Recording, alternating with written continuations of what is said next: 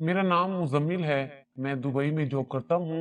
मेरी बीवी के मरने से एक दिन पहले मुझे उसका फोन आया था और उसने मुझे कहा था कि मैं जल्दी से पाकिस्तान आ जाऊं। अब वो मेरे बगैर नहीं रह सकती। मेरी बीवी मुझसे बहुत मोहब्बत करती थी और मैं भी उसे दिलो जान से चाहता था, मगर हालात खराब होने की वजह से मजबूरन शादी के बाद दुबई जॉब करने के लिए आ गया था। आज मेरी माँ ने मुझे फोन किया था कि तुम्हारी बीवी फौत हो गई है। तुम बेशक अपनी जॉब को जारी रखो, हम उसकी तदफीन कर देंगे। मगर ये खबर सुनते ही मैं अपने होश खो बैठा था और मैं उसी वक्त छुट्टी लेकर पाकिस्तान के लिए रवाना हो गया था। मैंने अम्मी से कह दिया था कि मैं अपनी बीवी को गुस्ल खुद दूंगा। मेरे आने तक आपको इंतजार करना होगा।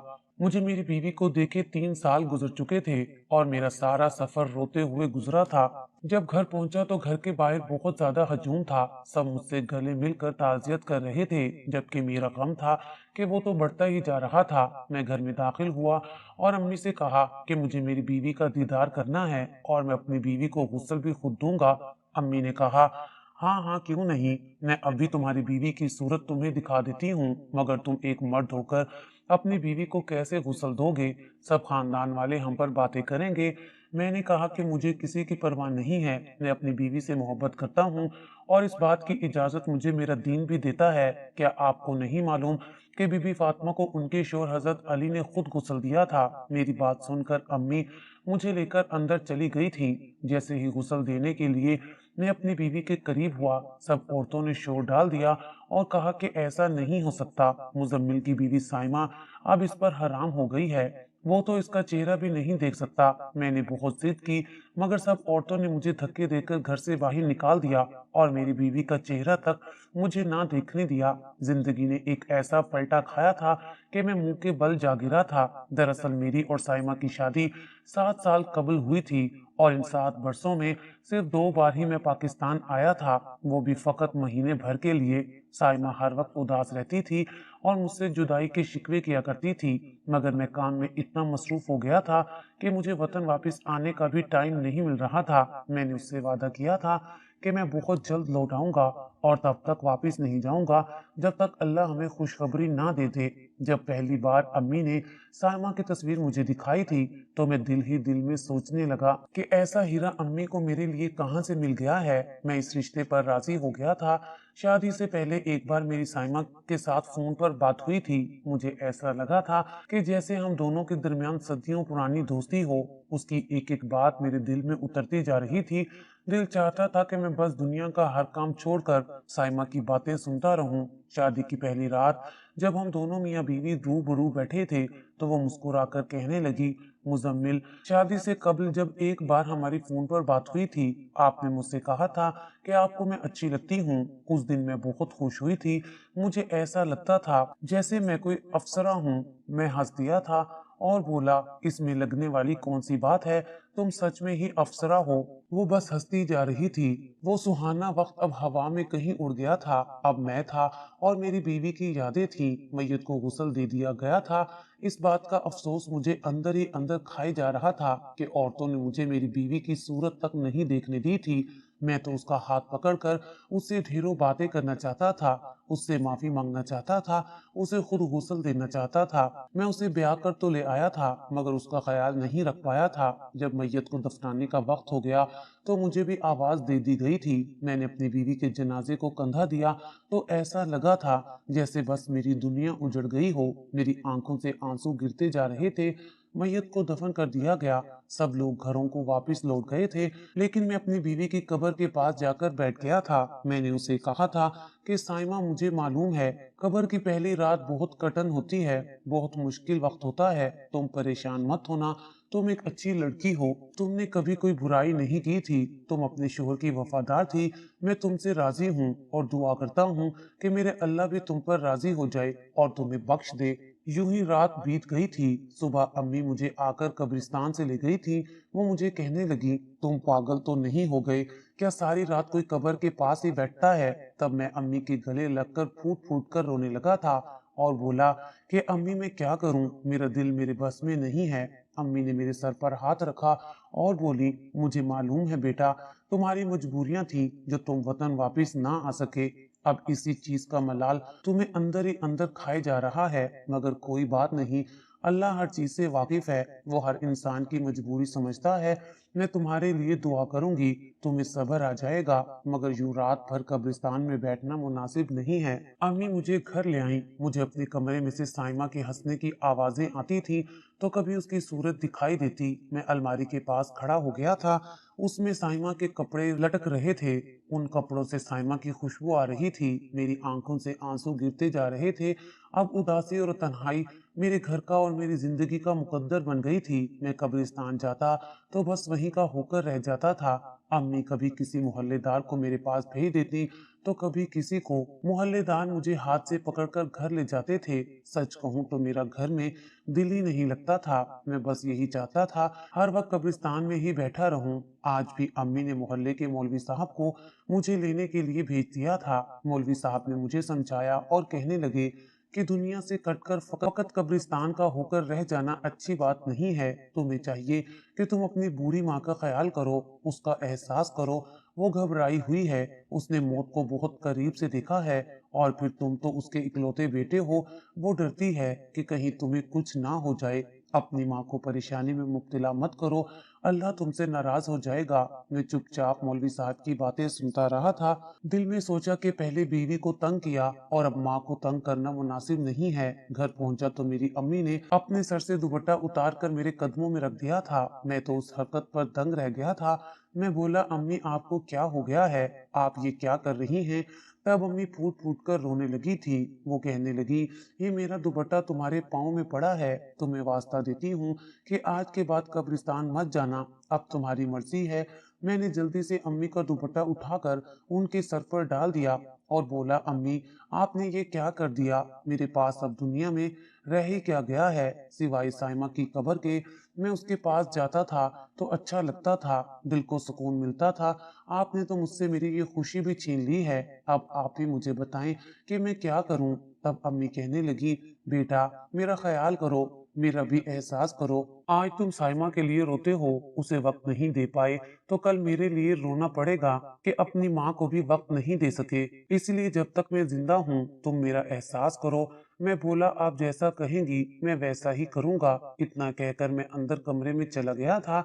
अब मैंने सोच लिया था कि मैं कब्रिस्तान नहीं जाऊंगा, और फिर मैंने अपनी इस बात पर अमल भी किया था। आज 7 दिन हो गए थे मैं कब्रिस्तान नहीं गया था। मैं मोहल्ले में निकला तो मुझे एक औरत ने रोक लिया। वो कहने लगी, बेटा बात तो सुनो। मैं बोला, जी फरमाइए। तो वो कहने लगी, मुझे बताओ तुम्हारी बीवी कौन सा नेक अमल किया करती थी?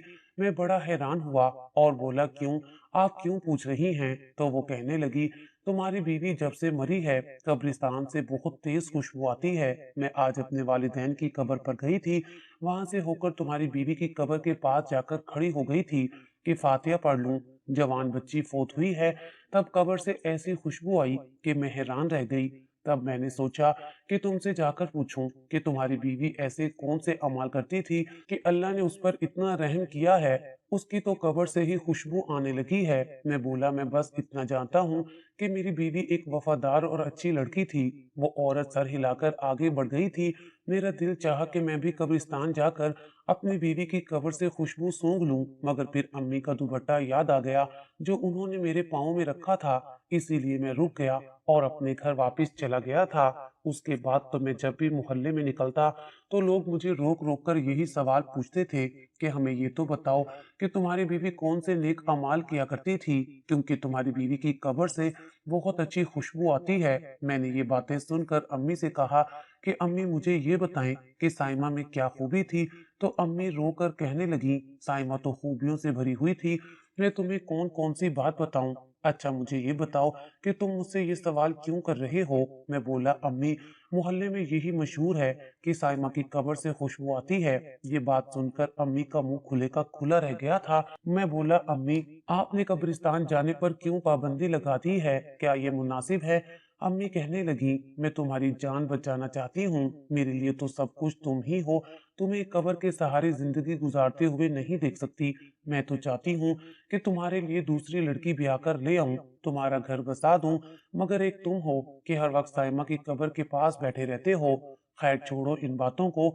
मैं कब्रिस्तान से होकर आती हूँ। मेरी जिंदगी बड़ी बेरौनक हो गई थी। जब अम्मी घर वापस आई तो मैंने उनसे पूछा कि आपको कोई खुशबू आई है, तो वो कहने लगी, हाँ मुझे भी खुशबू आई थी। मोहल्ले वाले सच ही कह रहे हैं।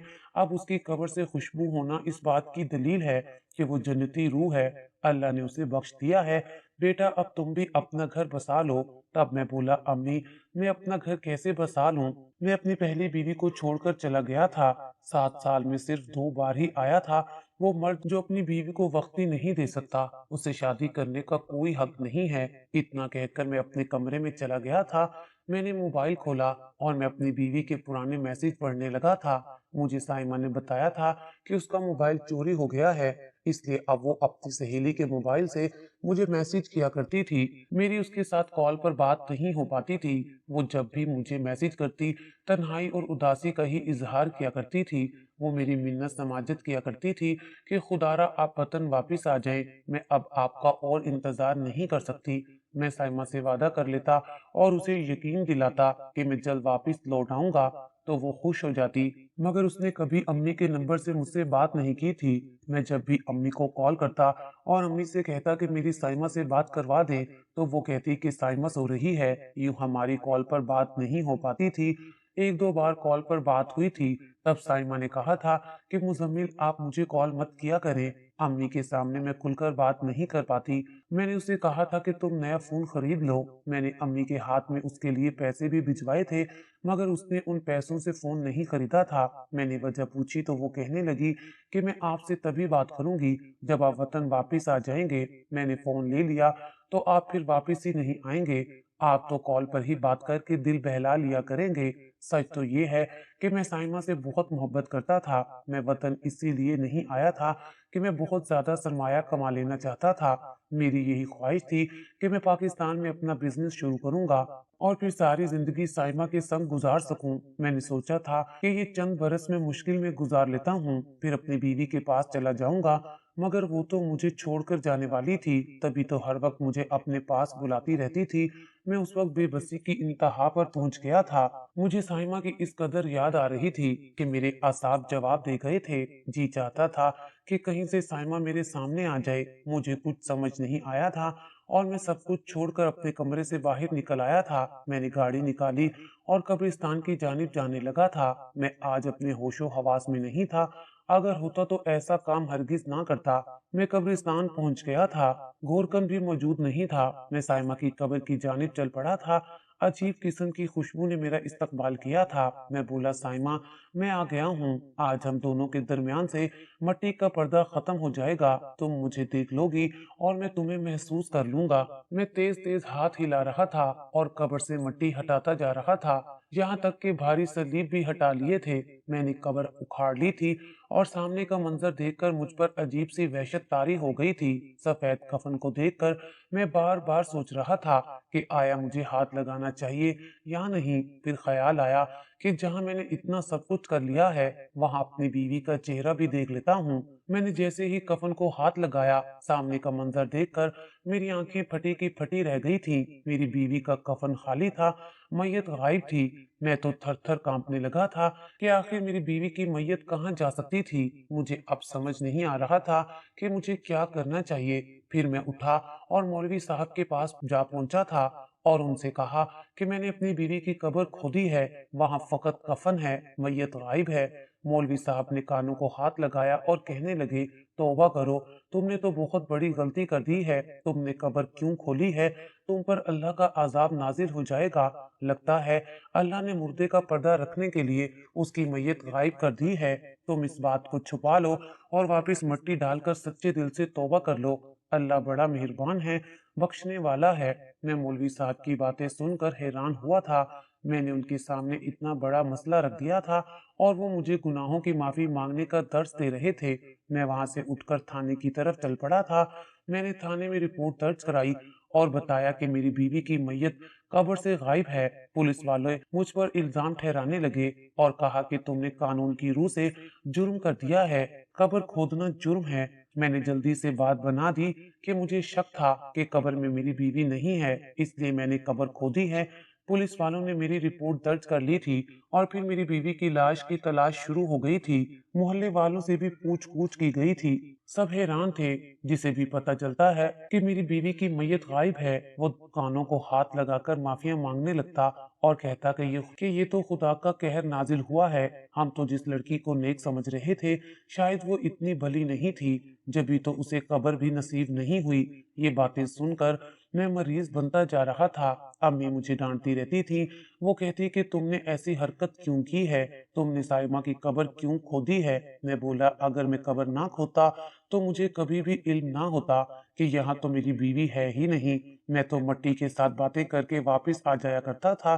तब अम्मी कहने लगी, मैं तुम्हें ये सब बताना तो नहीं चाहती थी, मगर सुन लो, मुझे लगता है कि साइमा की लाश उसका आशना निकाल कर ले गया है। ये बात सुनकर तो मुझ पर बिजली गिर पड़ी थी। तब अम्मी ने बताया कि साइमा किसी लड़के से मिलती थी। उसने तुम्हारी गैर मौजूदगी का खूब फायदा उठाया था।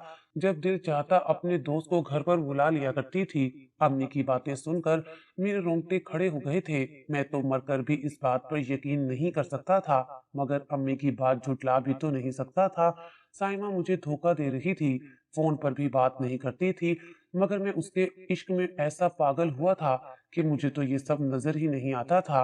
अब मुझे ये धड़का लगा रहता था कि कहीं पुलिस को इस बात की खबर ना हो जाए, बात पूरे मोहल्ले में फैल जाएगी, फिर मेरी बहुत बेइज्जती हो जाएगी। मैंने खुद ही थाने जाकर केस बंद करवा दिया था। मैं अब हर लम्हा उदास रहता था। एक रोज अचानक हमारे घर के दरवाजे पर दस्तक हुई थी। अम्मी ने दरवाजा खोला था। मैं उनकी जानिब देख रहा था। वो बहुत घबराई हुई लग रही थी। मैं जल्दी से उठकर उनके पास गया तो देखा कि दरवाजे पर पुलिस खड़ी थी। मैंने उनके आने का मकसद पूछा तो उनका इंकशाफ सुनकर मेरे रोंगटे खड़े हो गए थे। मुझे पुलिस इंस्पेक्टर ने बताया था कि मैंने पुलिस को केस बंद करने का कहा था, मगर उन्होंने अपनी तशवीश जारी रखी थी। मुझे बताया गया था कि मेरी बीवी तो मरी ही नहीं थी, उसकी मौत का झूठा ड्रामा रचाया गया था और ये सब किसी और ने नहीं बल्कि मेरी सकी माँ ने किया था। अम्मी ने मेरी बीवी साइमा को कोठे पर भेज दिया था। पुलिस मेरी बीवी को बाजियाब करवा कर ले आई थी, मगर इस दौरानिये में उस पर बहुत जुल्म हुआ था। पुलिस ने मेरी अम्मी को गिरफ्तार कर लिया था और मुझे थाने ले गए थे। वहाँ मुझे साइमा नजर आई थी। वो मुझे देखकर रोती रही थी। मैं उसके पास गया तो वो कहने लगी, मैं आपके काबिल नहीं रही, कोठे ने मुझे आपके काबिल नहीं छोड़ा। मैंने अम्मी से पूछा कि आपने ये सब क्यों किया, तो वो कहने लगी, बेटा मुझे माफ कर दो। जब मैं जवान थी तब मुझे अपनी कजन मरियम के मंगेतर अवैस से शदीद मोहब्बत हो गई थी। मैंने अवैस से कहा था कि तुम मरियम को छोड़कर मुझे अपना लो, मगर वो तो मरियम के इश्क में दीवाना हो गया था, मेरी सुनता ही नहीं था। आखिरकार उसने मुझसे कहा कि अगर मैं बाज ना आई तो वो पूरे खानदान में मेरी रुसवाई कर देगा और सबको बता देगा कि मैं उसे उकसा रही हूँ। बदनामी के खौफ से मैं पीछे हट गई थी, मगर मेरा दिल उजड़ गया था। मैंने भी सोच लिया था कि मैं इस चीज का बदला उससे जरूर लूंगी। खैर, फिर मेरी शादी हो गई, मेरे घर तुमने जन्म लिया, वक्त गुजरता गया और तुम जवान हो गए। तब मैंने अवैस की बेटी का हाथ तुम्हारे लिए मांग लिया। अवैस ने भी अपनी बेटी की शादी तुमसे कर दी थी। वो सब कुछ भूल गया था, मगर मेरे अंदर बदले की आग जल रही थी। शादी के बाद तुम वापस चले गए। तब मैंने तुम्हारी बीवी पर जुल्म सितम शुरू कर दिया था, उससे मोबाइल भी छीन लिया था और ये भी कहा था कि अगर मुजम्मिल को किसी बात की भिनक पड़ गई तो मैं तुम्हें तलाक दिलवा दूंगी। मैं उसे और उसके बाप को तड़पता हुआ देखना चाहती थी, मगर साइमा मेरी हर बात मान लेती थी और जब मेरे दिल की आग ना बुझी तो मैंने उसे एक तवाइफ के हाथों बेच दिया था और वही पैसे सब लोगों को देकर तुम्हारी बीवी की झूठी मौत का ड्रामा किया था। अम्मी मोहल्ले के मौलवी को भी पहले से पैसे दे चुकी थी, इसलिए उसने मेरा साथ नहीं दिया था, बल्कि मुझे आजाब से डराने लगा था और चाहता था कि मैं मैयत वाली बात को खत्म कर दूं। मुझे साइमा ने बताया कि वो तलाक के डर से मुझे सारी हकीकत नहीं बता पाई थी। वो अपनी सहेली के फोन से बड़ी मुश्किल से मुझे मैसेज करती और वापस आने का कहती थी। फिर अम्मी ने उसे कोठे पर बेच दिया था, सिर्फ इसलिए कि अवैस ने अम्मी से कहा था कि मेरा पीछा छोड़ दो, नहीं तो खानदान भर में मैं तुम्हें बदनाम कर दूंगा। अम्मी ने उसकी बेटी को बदनाम कर दिया था। साइमा ने बताया कि कोठे पर एक लड़का काम करता था। वो उसे रोज पैसे देती थी और वो लड़का रोजाना कब्र पर तेज खुशबू फेंक जाया करता था ताकि किसी भी तरह मैं उसकी कब्र को खुदवाऊं और इस सारी बात की तह तक पहुंच जाऊं। अम्मी अब पुलिस की हिरासत में थी। मैंने और साइमा ने उन्हें माफ करने का फैसला कर लिया था। उन्होंने जो भी हमारे साथ किया, बहुत गलत किया था। अब वो अपने कमरे में दिन रात इबादत करती रहती हैं।